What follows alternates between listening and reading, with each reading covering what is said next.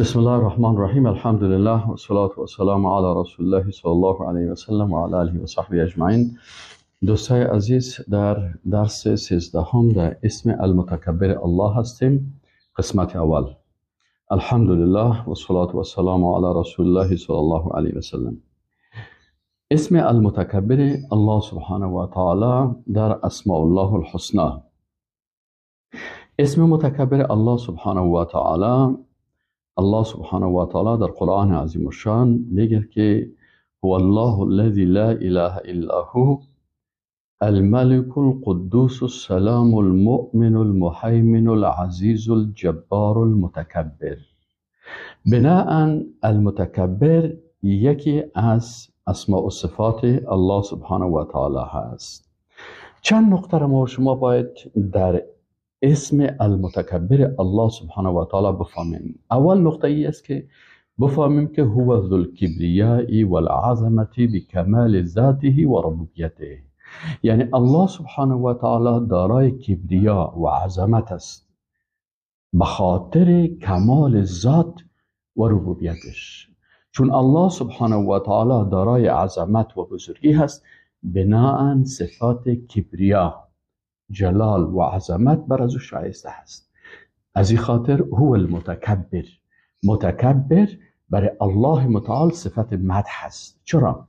ذات با جلال است، با عظمت است، بر از او کبریا و عظمت و بزرگی شایسته است. اما برای مخلوق المتکبر صفت ذم هست. چرا؟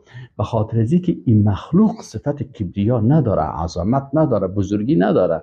پس وقتی که این غلط تکبر میکنه و خود بزرگ نشان میده، بنان این مخلوق چی هستن؟ این صفت است که یعنی غلط است، بر ازی شایسته از این نیست. از این خاطر مخلوق باید انسان این صفت مخلوق نداشته باشه. نداره، چون این صفت نداره. اگر ادعا میکنه بر از او صفت ذم است، به خاطر از اینکه این عاجز و بیچاره و ناتوان هست. پس الله سبحانه و تعالی ذات کبریا هست در ذاتش، در ربوبیتش، در افعالش.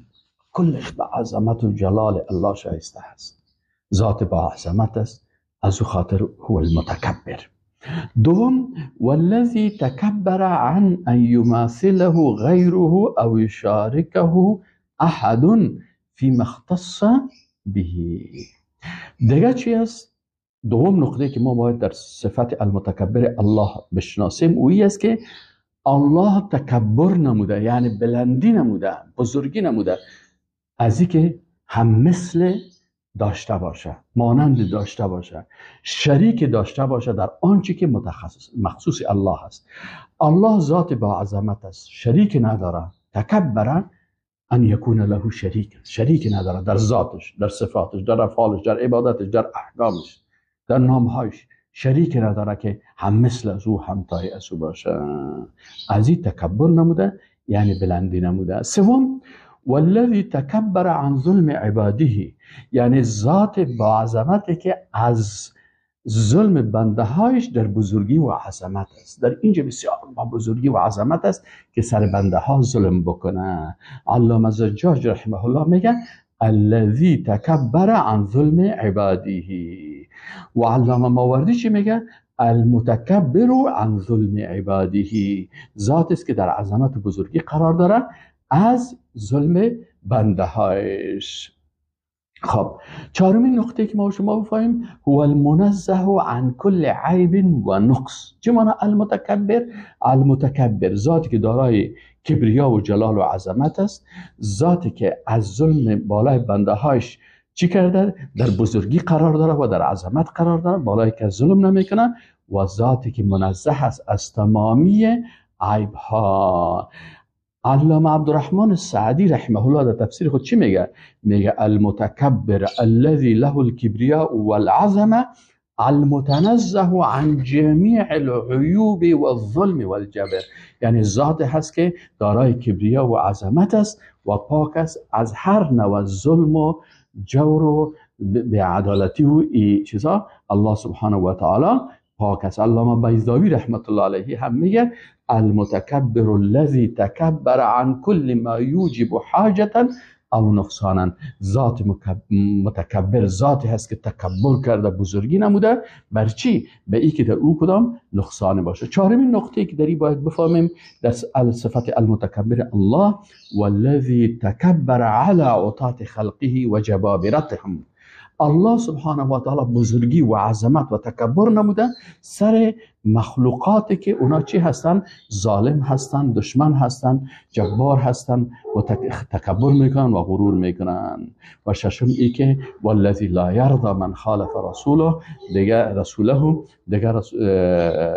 المتکبر ذاتی که راضی نمیشه از کسی که مخالفت با رسولش صلی الله علیه و سلم بکنه. پس او دارای کبریا و عظمت است، دارای صفات بزرگی و عظمت و کبریا هست. ذاتی که تکبر نموده از چی؟ از اینکه بالای کسی ظلم بکنه. المتکبر ذاتی که در کبریا و عظمت است، از اینکه سر کسی ظلم بکنه و در کبریا و عظمت است، از اینکه کدام نقصان و کدام حاجت داشته باشه. و ذات هست که راضی نمیشه از کسایی که با رسولش مخالفت بکنن و تکبر بکنن. و السلام علیکم و رحمت الله و برکاته.